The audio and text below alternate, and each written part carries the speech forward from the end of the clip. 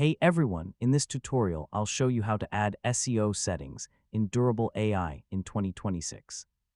So, if you want your website to have a better chance of appearing in search engine results, setting up SEO correctly is an important step.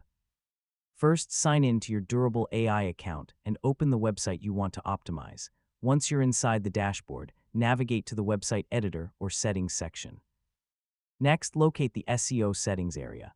Depending on the current Durable AI interface, you may find it under Website Settings, Page Settings, or Search Engine Optimization options.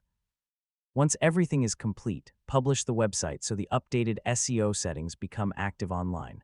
Finally, continue improving your website content and keeping information up to date. So strong SEO settings combined with quality content can help improve your visibility over time. And that's it. That's how to add SEO settings in Durable AI in 2026. Thanks for watching, and I'll see you in the next tutorial.